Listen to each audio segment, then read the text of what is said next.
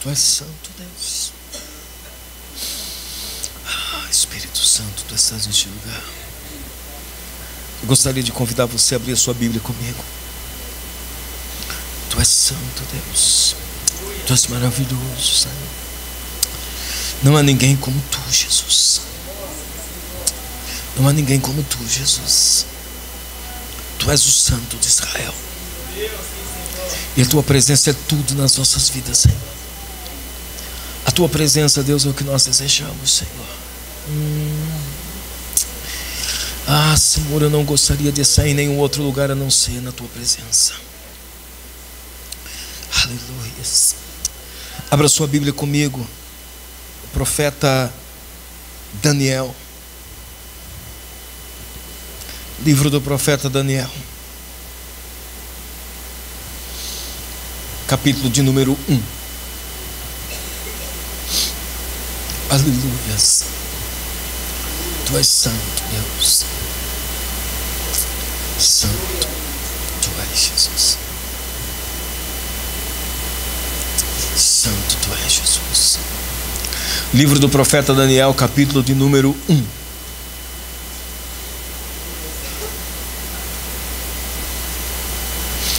Aleluia, Deus está aqui. Aleluia. Todos encontraram, amém? A palavra do nosso Deus diz assim, capítulo 1. Eu quero ler com você até o verso, do verso 1 ao verso de número 9, que diz assim: no ano terceiro do reinado de Jeoaquim, rei de Judá, veio Nabucodonosor, rei da Babilônia, a Jerusalém e a sitiou. E o Senhor entregou nas suas mãos a Jeoaquim, rei de Judá, e uma parte dos utensílios da casa de Deus, e ele os levou para a terra de Siná, para a casa do seu Deus, e pôs os utensílios na casa do tesouro do seu Deus. E disse o rei a Aspenaz, chefe dos seus eunucos, que trouxesse alguns dos filhos de Israel, da linhagem real e dos nobres, jovens em que não houvesse defeito algum, formosos de aparência, instruídos em toda a sabedoria, e sábios em ciência, e entendidos no conhecimento, e que tivessem habilidade para viver no palácio do rei, a fim de que fossem ensinados nas letras e na língua dos caldeus. E o rei lhes determinou a ração de cada dia, da porção do manjar do rei e do vinho que ele bebia, e que assim fossem criados por 3 anos, para que no fim deles pudessem estar diante do rei.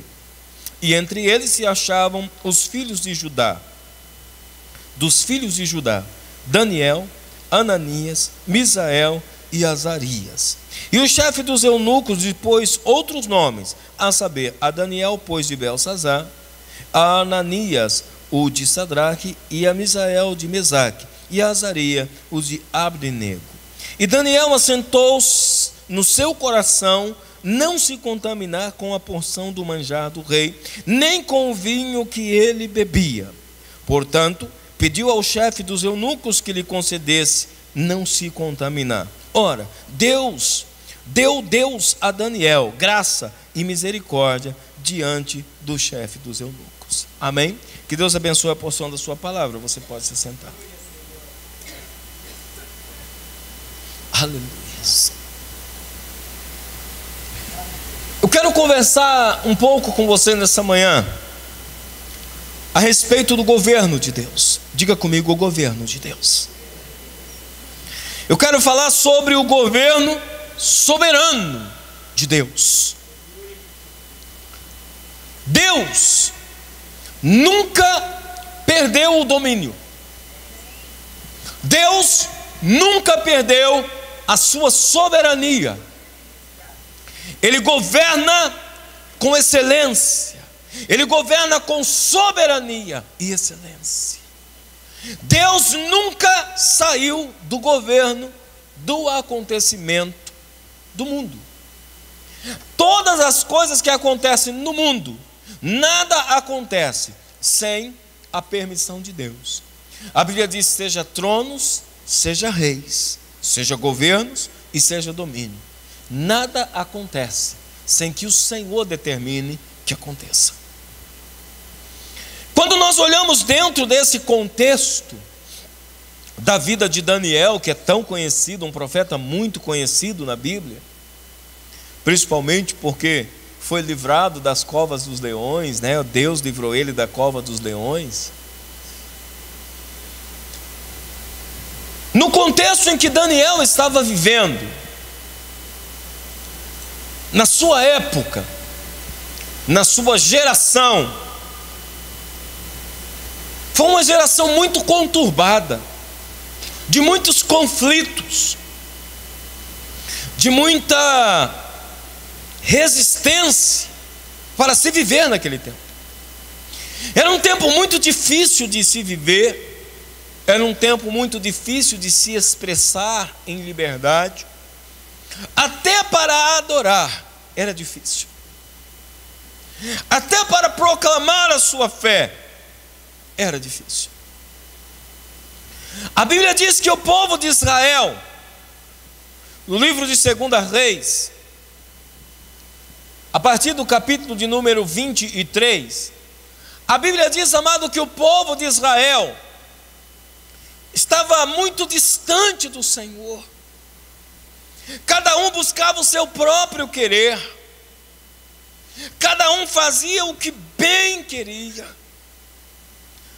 Buscar a Deus se tornou algo tão obsoleto, buscar a Deus se tornou algo tão distante, que o povo começou a se distanciar de Deus e não ouvir mais ao Senhor. A Bíblia diz, amado, que o povo começou a buscar ídolos, o povo começou a idolatrar tudo o que trouxesse ou que representasse para eles algum tipo de poder. O povo começou a adorar demônios, povo de Deus, começou a adorar demônios. Povo de Deus, amado, não ia mais à igreja porque dizia que não precisava congregar, eles podiam congregar em casa mesmo. Era um período muito difícil, né? Qualquer semelhança, mera coincidência, né? Com o tempo de hoje. Havia um templo, o mais lindo de todos os tempos e de todos os templos, que era o templo de Salomão. O templo de Salomão, amado, era suntuoso, cheio de ouro, as portas eram incrustadas de ouro, de bronze, os altares de prata, era tudo minuciosamente detalhado, de um bom gosto absurdo como Salomão tinha. Mas aquilo foi só uma fase. Deus não havia pedido para ninguém fazer templo suntuoso. Deus estava satisfeito com uma cabana, amado, feita de pano, mas que manifestava a glória de Deus, chamada de tabernáculo. Quantos se lembram do tabernáculo? Amém? Deus ordenou a Moisés que fizesse um tabernáculo simples, de madeira, de tábuas e pano. Mas havia uma Shekinah de Deus naquele lugar absurda. Quando de repente Davi colocou no seu coração de fazer um templo a Deus, e segundo Davi, um templo à altura de Deus. E Deus disse: Davi, jamais você poderá fazer um templo à minha altura, porque eu não habito em templos feitos por mão de homens. E o mais que você fizer, ainda assim, eu estou mais alto. E de repente, amado, Israel se viu realizado no quesito templo. Porque tem muitas pessoas que se realizam no quesito templo, no quesito quatro paredes. De repente Israel não tinha mais o que fazer na igreja, irmãos. Se alguém pensasse em colocar alguma coisa no templo, não tinha espaço para se colocar. Ouro, a Bíblia diz, amado, que não se podia contar. Perderam a conta de tanto ouro que tinha. As paredes eram incrustadas de ouro, desenhos de ouro na parede. Se fosse nesse templo, amado, essa pombinha aqui que é de isopor aqui atrás, pintada, e agora eu revelei que é de isopor, né? Seria de ouro, toda de ouro. Se você olhasse para o metal dessas cadeiras, não seria esse metal pintado aí para cobrir a ferrugem. Seria metal nobre. E de repente, o povo perdeu o interesse de buscar a Deus. E sabe por que o povo perdeu o interesse de buscar a Deus, amado? Porque muitas pessoas estão mais interessadas em fazer do que ser. E quando elas chegam dentro do templo, que não tem o que elas fazer, obra humana, a não ser adorar, eles se perdem. E sabe por que eles se perdem? Porque eles são fazedores, eles não são adoradores. E aí começa a ficar boring, como se diz em inglês, né? Começa a ficar boring, começa a ficar chato, começa a ficar melancólico vir à igreja. Quem não tem nada para fazer? Algumas pessoas até reclamam porque eu não sou dinheirista. Tem pessoas que até reclamam porque eu não sei quanto que você dá de dízimo. Sabe por quê? Porque elas querem fazer, mas elas querem reconhecimento. E adorador não tem reconhecimento. Aleluia, Senhor. O adorador, ele simplesmente não tem reconhecimento. Ninguém chega em você e diz: uau, como você chora bonito. Ninguém chega em você e diz: uau, sabe aquela língua estranha que você estava falando? Meu Deus, eu ouvi uma vez na sala do trono. Alguém já chegou a falar isso para você? Alguém já chegou a elogiar línguas estranhas que você fala? Não, não creio. Se alguém já chegou, nós temos que orar por esse sujeito. Alguém já chegou a dizer para você: meu Deus, a comunhão que você tem com Deus é uma coisa absurda. Uau, como você é poderoso por adorar. Alguém já atribuiu poder na sua adoração? Não, porque ela é para Deus, e só Deus vê. O grande problema de Israel era que os homens não enxergavam o que eles faziam, mas eles não entendiam que Deus estava com os olhos o tempo todo postos nele. Porque a promessa do Senhor em 2 Crônicas 5, na inauguração do templo, os meus olhos estarão sempre atentos a esse lugar, e os meus ouvidos abertos para ouvir o clamor, e toda oração que se fizer nesse lugar subirá a mim. Mas o povo perdeu a essência, porque o povo precisava se ocupar de alguma coisa, e como Deus só queria a adoração deles, eles se puseram a fabricar ídolos. Não dá para colocar ouro mais na igreja? Não. Então vou fazer um bezerro, o meu bezerro. Você está entendendo o que eu estou dizendo? Amém? A coisa estava muito degradante, querido, quando de repente o Deus de misericórdia põe um homem assentado no reino, um sucessor do reino, um rei chamado Josias. A Bíblia diz, amado, que Josias começou a quebrar toda a idolatria de Israel e começou a convocar o povo para vir para a igreja. A Bíblia diz, amado, que a coisa estava tão feia, mas tão feia, que o povo não se lembrava mais nem que existia a Bíblia. De uma geração para outra a Bíblia se perdeu. Você consegue imaginar isso? De uma geração para outra a Bíblia se perdeu. Até que chega alguém e diz para Josias: olha, Josias, tem um livro. Porque Josias disse: não é possível que o Deus que meus pais disseram que assenta-se num trono esteja satisfeito com isso, mas como que eu vou agradá-lo? O que eu tenho que fazer? E alguém manda dizer: olha, tem um sacerdote aí, que o bicho é esquisito. Ele guardou um exemplar da Bíblia. O rei Josias disse: manda trazer esse homem, que eu quero ouvir o que tem nessa Bíblia. E de repente, amado, chega o sacerdote, trazendo aquela Bíblia empoeirada, e lê para Josias. Josias rasga suas vestes e diz: o que nós estamos fazendo, povo? Vamos voltar para Deus.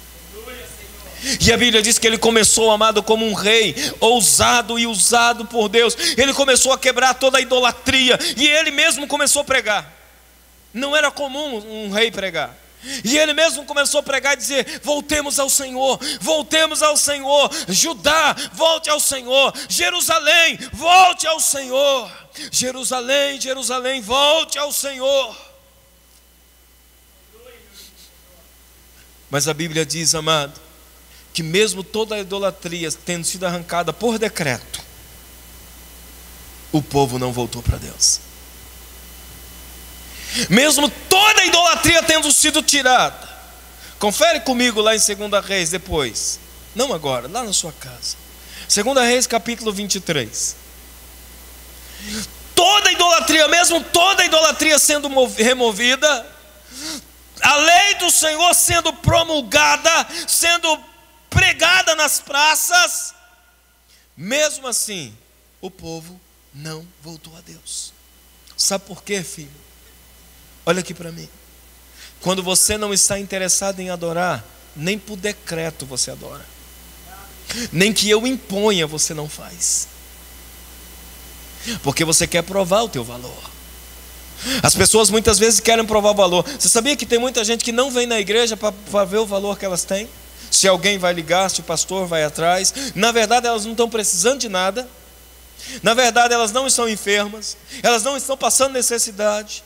Elas não estão precisando de coisa alguma. Elas só estão precisando de reconhecimento. Mas nem por decreto essa pessoa adora. Porque a adoração, amada, é algo espontâneo que brota aí dentro do seu coração. Adoração, amada, é algo voluntário. Adoração não é algo que alguém impõe, não. Eu, como pastor, não posso impor você a adorar, porque seria uma adoração falsa. E o Pai procura verdadeiros adoradores que o adorem em espírito e em verdade. A Bíblia diz, amado, que por causa dessa decadência, só existe uma linguagem que o povo entende quando está nessa decadência espiritual. E você se cuide, tá? Só existe uma linguagem que o povo entende quando está em decadência espiritual: a linguagem do cativeiro. Diga ao irmão que está do seu lado: quem não adora só entende uma linguagem: a linguagem do cativeiro. Livra-nos, Deus. Livra-nos, Deus. Quando o povo, amado, não adora espontaneamente, quando o povo não se achega diante do Senhor, porque eles querem Deus, por Deus mesmo, e eles já não conseguem encontrar o Senhor, só há uma linguagem que eles entendem. E diz a palavra de Deus no capítulo 23 de 2 Reis, que Deus, no verso 27, Deus entrega Jerusalém a um rei tirano chamado Nabucodonosor. Deus permite que a Babilônia entre em Jerusalém, e foi o próprio Deus quem permitiu. Todos os reis da face da terra tentaram entrar e nunca conseguiram entrar em Jerusalém, nunca conseguiram ultrapassar as suas muralhas. Mas quando o ouvido do povo já não entendia o coração de Deus, quando os seus ouvidos já não conseguiam entender a palavra, e a sua rebeldia era tão grande que não deixavam sensibilidade alguma neles, Deus permitiu que o rei Nabucodonosor entrasse no centro da adoração. Jerusalém é o centro da adoração. E eu aprendo que todas as vezes que eu não adoro, eu estou a um passo de me tornar um escravo. Que todas as vezes que eu deixo de obedecer ao Senhor, de seguir o seu caminho, de seguir os seus mandamentos, eu estou a um passo de ir para o cativeiro. Porque quando, amado, eu não adoro espontaneamente, eu não sirvo para mais nada. A casa de Deus perde o sentido de ser, perde o sentido de existir. E Deus permite Jerusalém ser invadida. Deus permite que a casa de Deus seja invadida, destruída. A Bíblia diz, amado, que Nabucodonosor entrou com fome de ouro na casa de Deus e arrancou todo o ouro da casa de Deus, arrancou todo o bronze, arrancou toda a prata, arrancou tudo que era precioso, até uns instrumentos que tinham lá ele levou. Você entende isso? Amém? Porque um povo parou de adorar. Deus não habita em templos feitos por mãos de homens. Quando nós fazemos, amado, e queremos viver pelo fazer, nós construímos, amado, uma caixinha para colocar Deus na caixinha. E dizemos, fica aí, Deus, porque eu vou ali, quando eu precisar eu volto. Tem um monte de gente, amado, que não admite dizer que são nem desviados, né? Você já viu o crente desviado assumir que está desviado? Diz, não, eu acho feia essa palavra. Eu só fui aqui e já volto, porque eu sei que Deus vai estar lá mesmo, quando eu voltar. Porque eu sei que eu posso fazer o que eu quiser, que quando eu voltar Deus vai estar lá. Sempre vai ter uma igreja de portas abertas para me receber. Eu quero te dizer que nem sempre foi assim. Nem sempre foi assim. Pois bem, diz a palavra de Deus que Judá foi levado ao cativeiro. E a Bíblia diz, amado, em 2 Reis, capítulo 24, verso 14, que toda Jerusalém foi transportada como escrava. E agora, a noiva amada, adornada, a cidade dos olhos de Deus, está sendo levada cativa. Está sendo levada para o cativeiro, porque perdeu o sentido da adoração. Talvez eu esteja falando para pessoas aqui nessa manhã que já perderam o sentido da adoração. Pessoas que quando vão orar dizem, esse negócio de orar parece que eu estou falando sozinho. Pessoas que quando vão levantar um clamor, nem clamam mais. Pessoas que quando vão cantar para Deus, nem o seu fôlego completo dá, porque fica miando, não canta, mia. E elas dizem, importante é que Deus sabe o meu coração. Então quando nós cantamos, declarando, tua presença é o céu para mim, né? Tem pessoas que cantam, presença é o céu para mim. E outros, é o céu. Uma adoração desinteressada. Desinteressada por quê? Porque nós já temos tudo. Desinteressada por quê? Porque não me falta nada. Desinteressada por quê? Porque se eu quiser ir lá e comprar, eu compro. Se eu quiser viajar, eu viajo. Desinteressada por quê? Porque eu vivo bem, eu como bem, eu moro bem, eu me visto bem. Desinteressada por quê? Porque eu tenho uma reserva. Tem gente aqui que não sabe mais nem quando orou para pagar uma conta. Só passa o cartão. É sério? É sério? Tem gente, amado, que já não sabe mais nem quando levantou um clamor na dificuldade. É por isso que quando se perde, Deus leva ele de volta para a dificuldade, para ele nunca se esquecer de onde ele saiu, para ele nunca se esquecer quem é que manda, porque Deus governa soberanamente.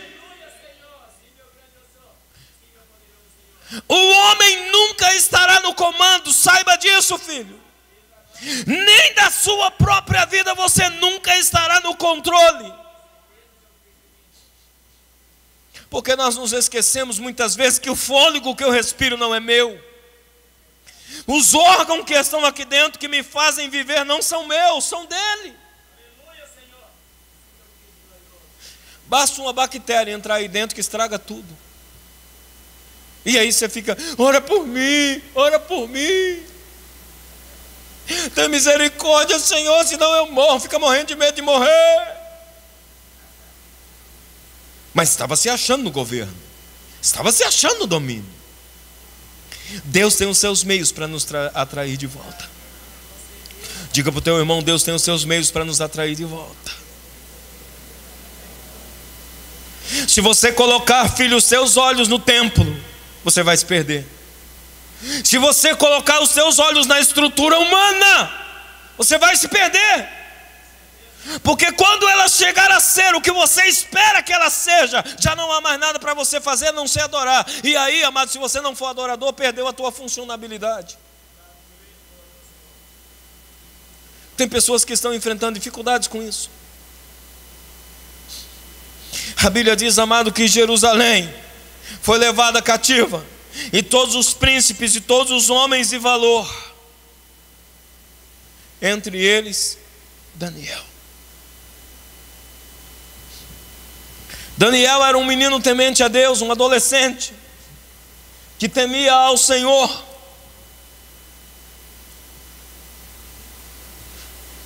Um homem que entendia da palavra de Deus, um menino comprometido com a palavra de Deus. A palavra de Deus está recheada de meninos que não perderam a visão, de jovens que não se afastaram do Senhor. A palavra de Deus está cheia de jovens que foram remanescentes de Deus, em quem Deus usou para trazer de volta a glória perdida.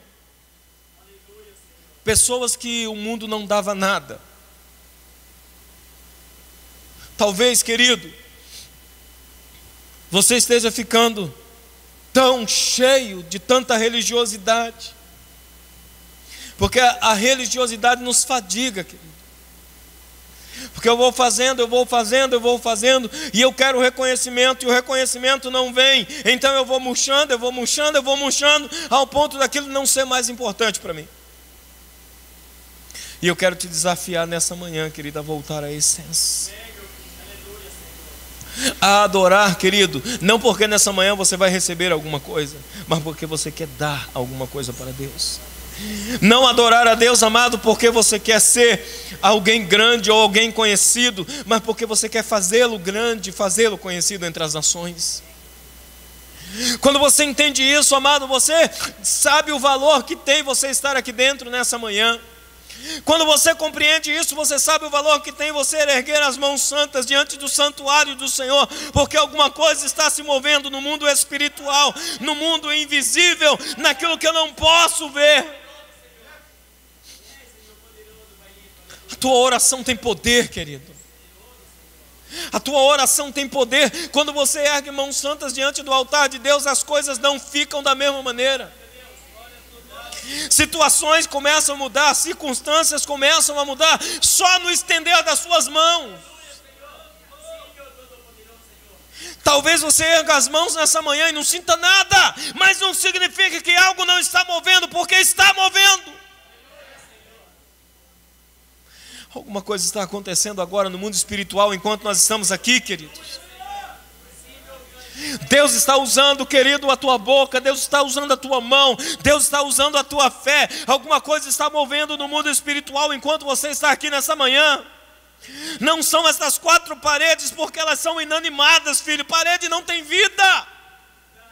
Esse púlpito, querido, feito de acrílico, não tem vida. A estrutura da igreja não tem vida. E os homens, amados, enfeitam tanto que parece que a estrutura até fica com vida, não é? Parece que as paredes nos saltam aos olhos, as luzes nos saltam aos olhos, a beleza do templo nos salta aos olhos, mas nada disso tem vida. É tudo objeto inanimado, morto. Não tem vida em nada aqui, ó. A vida está em você. Aleluia, Senhor. Amém, meu filho. A vida está em você. Diga ao irmão que está do seu lado, a vida está em você. Você é um ser vivo. Você é um templo vivo, é um santuário, conforme diz o apóstolo Paulo no capítulo 3, verso 16 de 1 Coríntios. Você é um templo vivo. Em você há vida. Você se move. E o Espírito de Deus se move em você. O Espírito Santo, amado, ele não entra em paredes. Ele entra em você. O Espírito Santo, ele não se move aqui, amado, nessas tábuas desse púlpito. O Espírito Santo não se move nisso. O Espírito Santo se move em mim e você. O Espírito de Deus não entra nesse instrumento aqui e toca sozinho. O Espírito de Deus entra em mim que toca o instrumento. Você está entendendo, amém? Melhor do que coisas é Deus. Melhor do que estruturas é Deus. E quando eu perco o sentido, amado, de tudo isso, então eu estou sendo levado em cativeiro e não percebi. A Bíblia diz, amado, que havia um jovem chamado Daniel. E Daniel, amado, foi levado, embora fosse crente, também foi levado ao cativeiro. Quando Deus leva as pessoas para o cativeiro, querido, quem não é fervoroso fica fervoroso, e quem já é fervoroso fica mais fervoroso ainda. E muitas vezes o cativeiro, amado, nos espreme. E muitas vezes o cativeiro, amado, às vezes até nos esmiuça, para que saia alguma coisa de nós. Porque Deus sabe o que Ele colocou na sua vida. Deus sabe o potencial que há aí dentro de você. Deus conhece, amado, o Espírito Santo que Ele revelou a você. Deus sabe, amado, a unção que Ele já derramou sobre a tua vida. Ele sabe o que tem aí dentro de você. E o cativeiro não é para te matar, mas é para revelar a glória de Deus que está aí dentro. Porque o verdadeiro templo é você. O verdadeiro templo não é aquelas paredes que estão incrustadas de ouro lá em Jerusalém. Deus está agora dizendo, querido, essa mensagem a Jerusalém e a toda a Judá, não são aquelas paredes de ouro, é você. Eu não estou interessado na estrutura dos homens, eu estou interessado em você.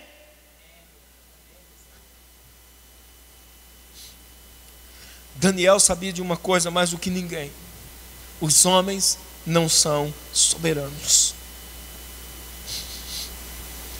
Isso era uma das coisas que norteava a vida de Daniel, querido, e eu quero que isso norteie a sua vida também. Sabe por quê? Porque quando nós, amado, começamos a cobiçar essas coisas, nós começamos a eleger soberanos. O fulano compra um carro que eu não posso comprar. Eu quero fazer amizade com esse cara é vencedor. O fulano compra uma casa que eu não posso comprar. Uau, esse cara é vencedor. O fulano diz, eu tenho milhões. Opa, quero estar perto desse cara. Quando na verdade, filho, o verdadeiro valor já está em você. O verdadeiro valor é o Espírito Santo, amado, que não se move por coisas. O Espírito Santo, ele se move em pessoas. Você foi criado com uma finalidade, de que o Espírito de Deus habitasse em você. Foi essa a finalidade. Quando Adão era um boneco de barro, filho, Adão não tinha serventia nenhuma. Deus veio e soprou na narina dele o seu Espírito. Essa é a finalidade da sua existência. Daniel sabia que os homens não eram soberanos. Daniel não estava interessado em agradar Nabucodonosor. Daniel estava interessado em agradar o Deus Todo-Poderoso, o Deus Soberano. Daniel, amado, vivia uma vida consagrada a Deus. E esse é o segredo. Ninguém vai mover você do teu lugar em Deus. Podem mover você de lugar, mas não movem você dessa atmosfera que você vive. Podem mover em Daniel de Jerusalém, mas o Deus de Jerusalém continua dentro de Daniel. Podem até me tirar do lugar onde eu estou, mas não podem tirar Deus de mim. Agora, se o meu Deus for o lugar, eu vou para o cativeiro vazio. Se o meu Deus for o que eu possuo, eu vou para o cativeiro vazio, porque Deus arranca tudo, filho. Misericórdia, Deus. Se você não sabe possuir as coisas, Deus arranca.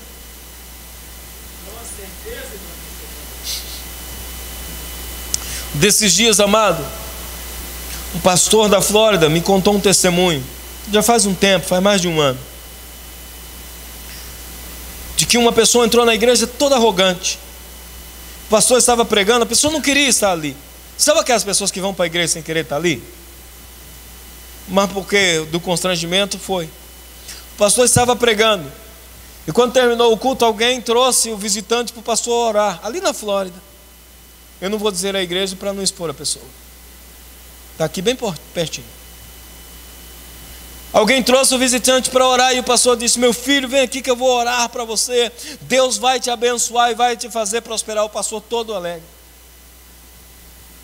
Aí a pessoa virou para o pastor todo arrogante e disse assim: eu que não trabalho não, para ver se Deus abençoa. Aqui ó, força do meu braço. Isso foi num domingo. Na segunda-feira caiu um slab de granito, cortou o braço dele fora. E aí? Aqui na Flórida, um ano e pouquinho atrás.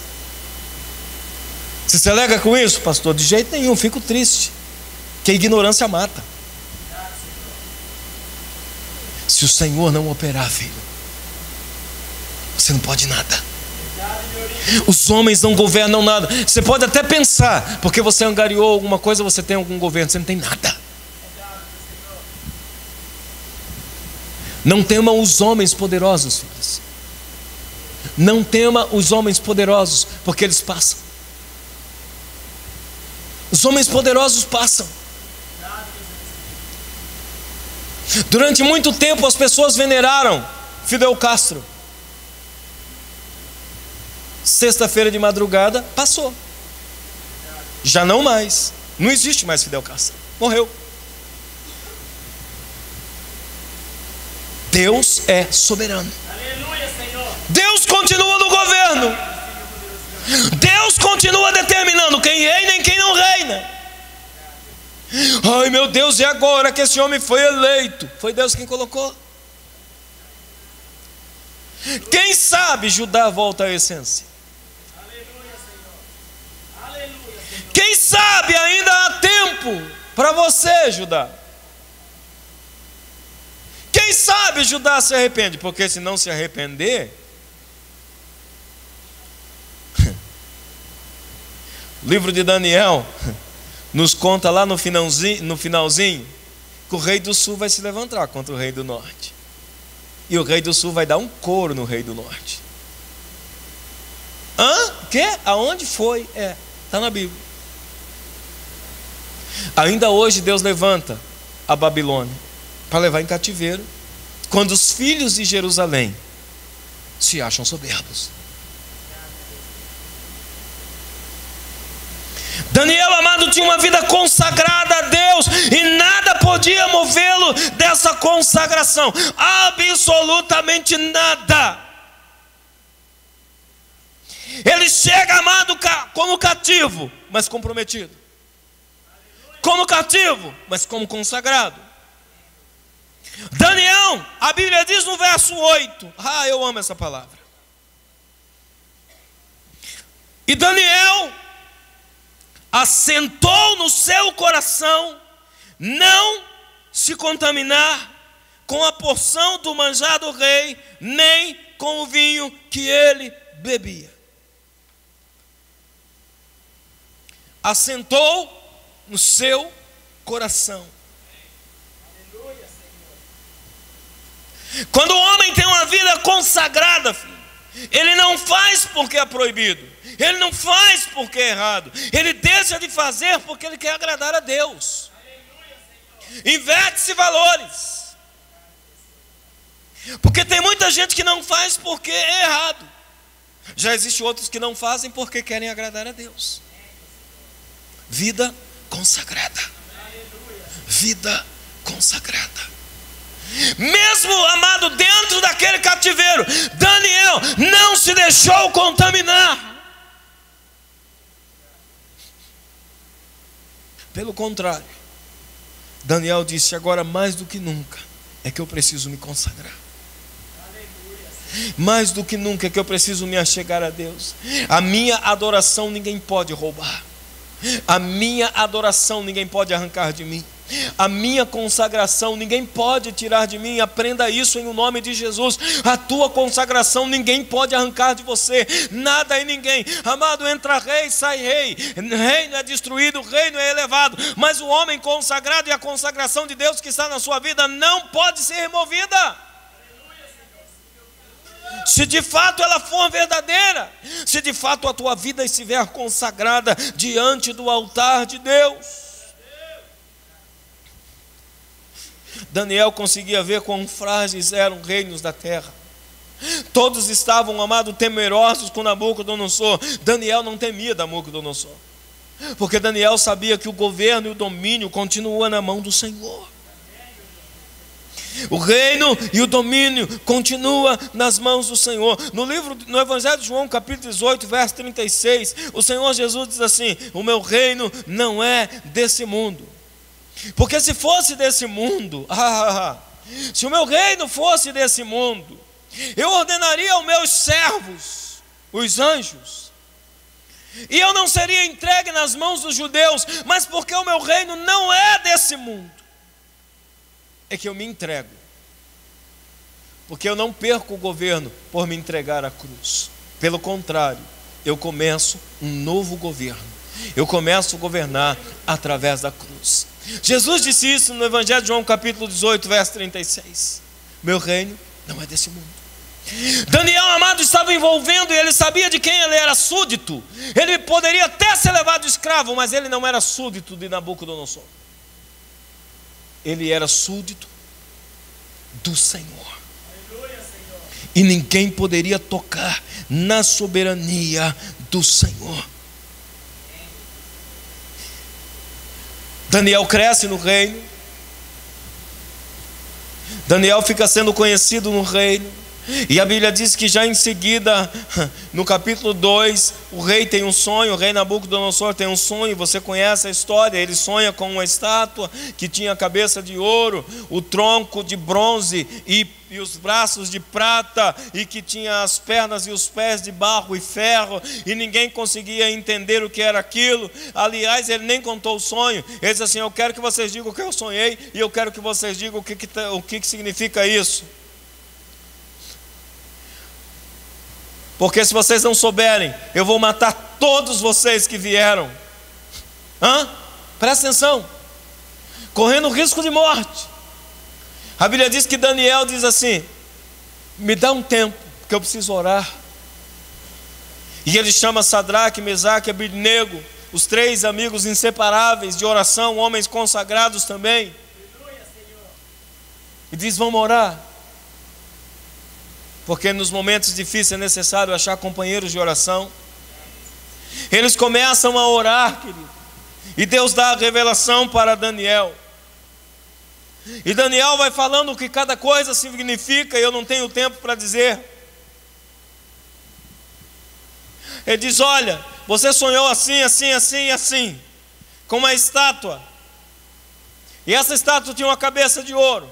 A cabeça de ouro é você, Nabucodonosor, que Deus está usando para dar um corretivo no povo de Deus. Mas não pensa que você manda alguma coisa, porque você não manda nada. A cabeça vai cair, a cabeça vai rolar. Deus só está te usando, porque quando Deus manda, até o diabo obedece, filho. E todos os governantes, eles são meros servos do Senhor. Nada que eles fizerem é sem a permissão do Senhor. Nada do que eles fizerem é sem a permissão do Senhor. Saiba disso, igreja.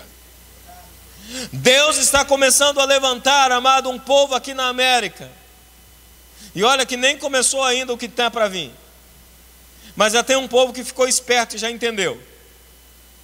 Porque o verdadeiro avivamento, amado, ele é feito em tempos difíceis. O verdadeiro avivamento acontece, amado, em tempos de cativeiro, em tempos de babilônicos governando. É em tempos de governantes babilônicos que aqueles que se mantiverem consagrados vão manifestar a glória de Deus. Porque Deus não perde a soberania. E Daniel diz assim para ele: olha, esse tronco de bronze, esses braços de prata, são os reinos da terra que te ajudam. Mas eu tenho para te dizer que o segredo mesmo está nos pés. O segredo mesmo da Nabucodonosor está nos pés. E é aí onde eu enxergo a igreja. Quão formosos são os pés dos que anunciam. E Daniel diz assim para ele: olha, sabe esse negócio dos pés terem ferro e terem barro? Sabe o que significa, rei? Significa que tem um governo que vai se aliançar com uma semente humana. Porque o barro é o homem. Mas ele não se une, barro não se une com ferro. Então, na verdade, através desse governo, essa semente humana que Deus separou vai reinar. Uma semente humana separada. Uma semente humana que está calçada na sandália do Evangelho. Olha Daniel pregando o Evangelho há milhares de anos antes do nascimento de Jesus.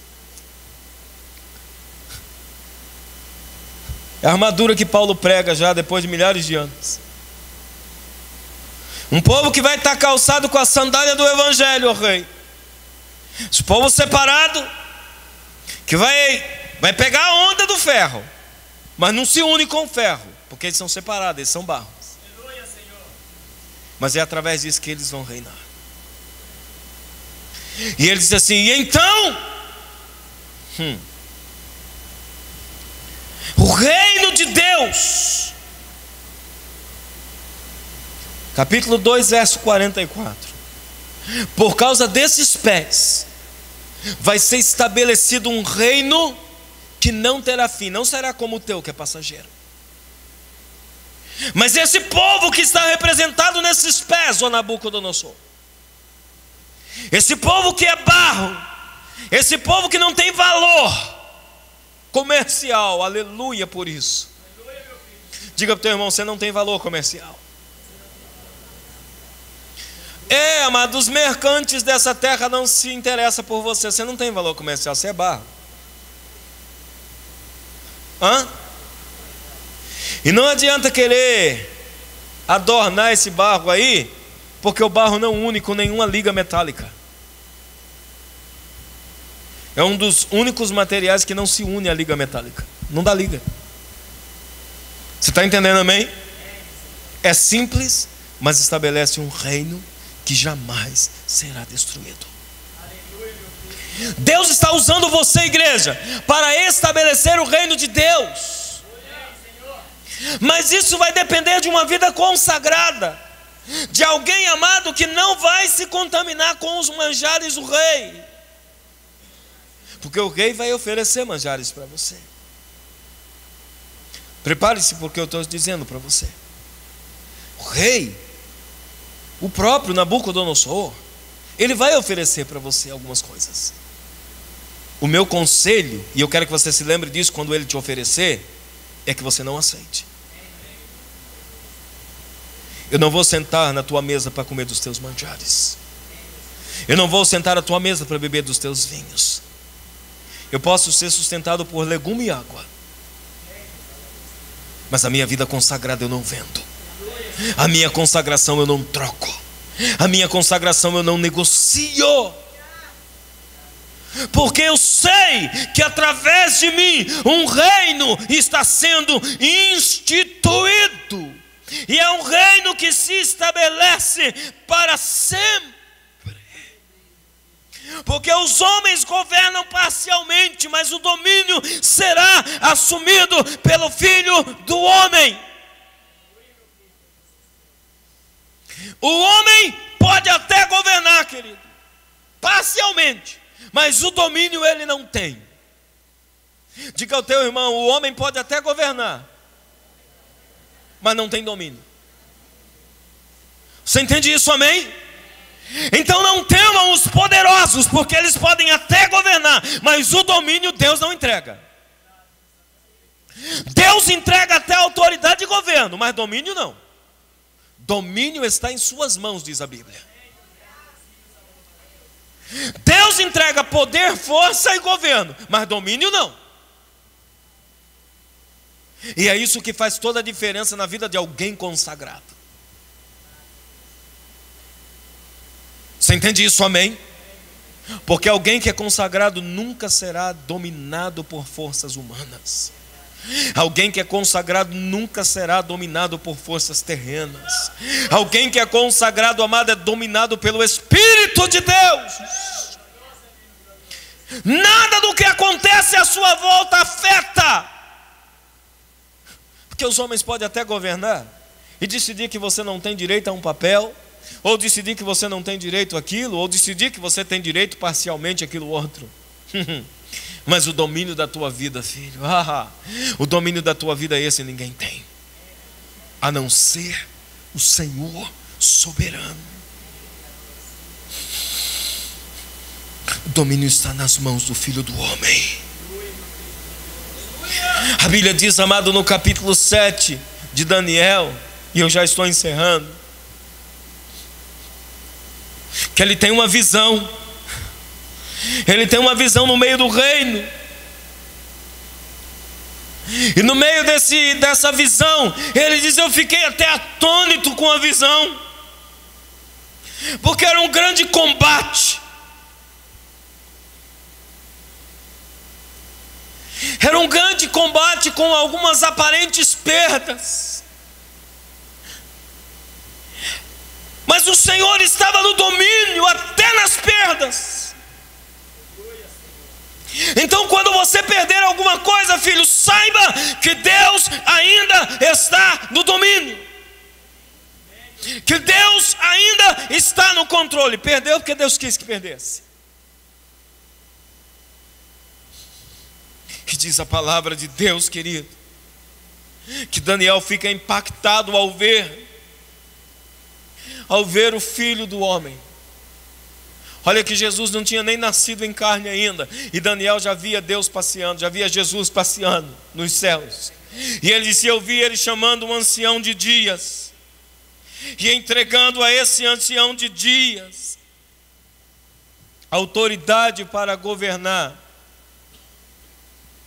Está no capítulo 7, verso 18.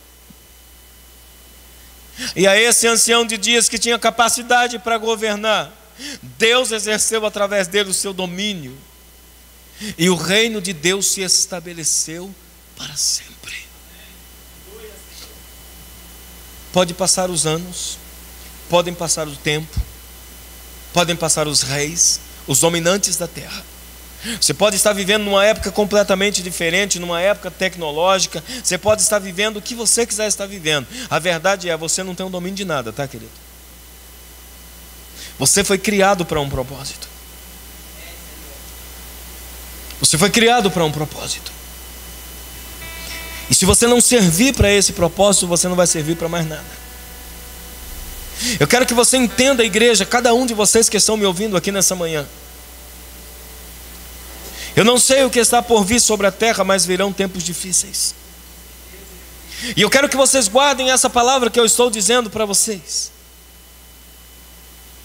Há um propósito de Deus através da sua vida. Você não pode se vender e você não pode se render. Você tem que continuar sendo esse homem de Deus, essa mulher de Deus que Deus determinou que você é. Você tem que continuar vivendo uma vida consagrada, amado, sem os prazeres desse mundo, porque você tem o teu pensamento nos céus, e o teu pensamento é instituir o reino de Deus. Em momento algum você pode se deixar ser levado, querido, pelas oferendas desse mundo. algumas coisas que nem vai parecer que é pecado. E muitas delas não serão pecado. Mas muitas delas serão armadilhas para te manter ocupado. Te manter tão ocupado ao ponto de você não sentir prazer em estar na casa de Deus.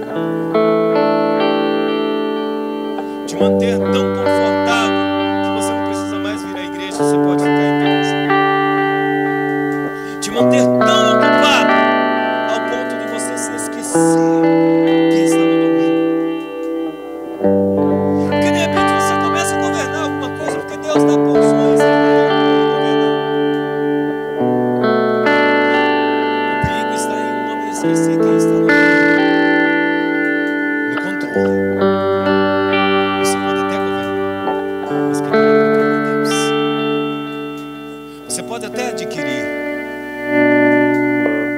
você pode até fazer, mas isso não define quem você é.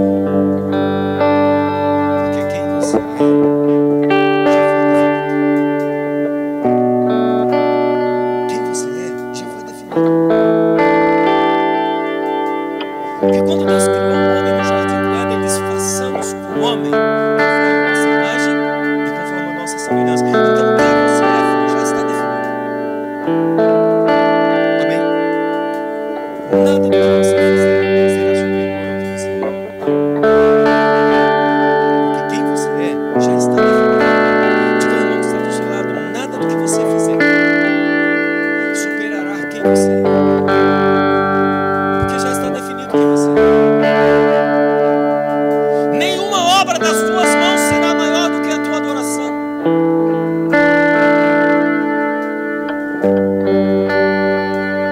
Teu ministério nunca será maior do que você.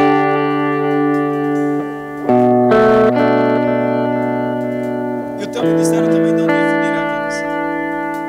Porque você é o que Deus diz que você é. Vida consagrada. Você viver uma vida se importando de verdade.